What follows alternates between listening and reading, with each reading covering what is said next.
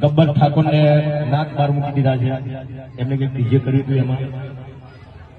તો જ્યારે ઠાકોર સમાજનું સંમેલન હતું સેક્ટર 11માં, ત્યારે પણ હું ડીજેમાં કદી ગાતો નહીં. કમલેશભાઈ તમને ખબર છે, અશોકભાઈ તમને ખબર છે, રોહિતભાઈ તમને ખબર છે.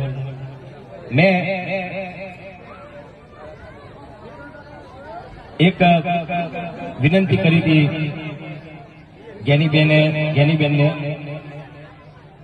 તો જ્ઞાનીબેન એવું કહેતા હતા કે ભાઈ મેં બંધારણ નહીં ઘડ્યું, પણ બોલ્યા તો તમે ને પેલા આગળ તો તમે આવ્યા હતા ને તમે બોલ્યા હતા ને. તો બધા બનાસકાંઠાના ઠાકોર સમાજના જે આગેવાનોએ બધું બંધારણ કર્યું છે, બરાબર છે, બંધારણ કર્યું.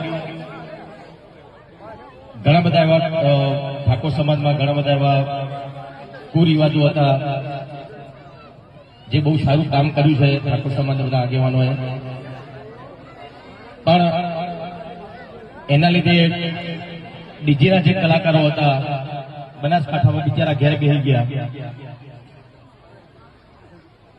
અને જે આગેવાનો બંધારણ કર્યું એ લોકોને ખબર નહીં ડીજે એટલે હું. ખબર છે કમલેશભાઈ? ના ના એવું કહેતા હતા કે ડીજે વગાડશો એટલે બધા ભેગા થશે, નાચી કુશન, દારૂ પીશે ને ઝઘડા થશે. એવું જરૂરી નહીં. કોઈ ઢોલ વગાડતો તો દારૂ પીનારો પીવાનું જ છે, ઝઘડા કરનારો ઝઘડો કરવાનો જ છે.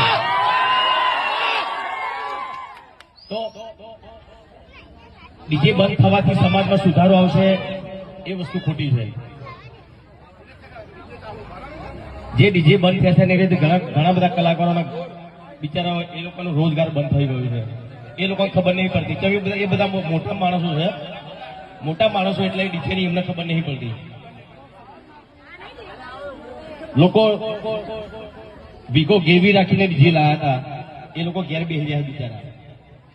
એક ડીજેમાં 15 કલાકારો કામ કરતા હોય, એવા બનાસકાંઠામાં કેટલા ડીજે છે? તો એક ડીજેમાં 15 કલાકારો કામ કરતા હોય તો કેટલા કલાકારો બીજા ત્યાં બે ઘર એમને કમાણી બધી બંધ થઈ ગઈ એમની. તો ચલો કઈ વાંધો નહીં, તમે ડીજે બંધ કરાવી દો.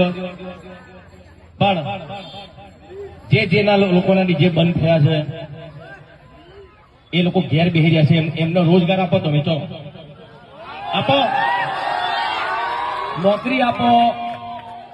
નોકરી આપો, કઈ ધંધો તમે આપો ને. એમને તો એમના સિવાય કલાકારો બિચારા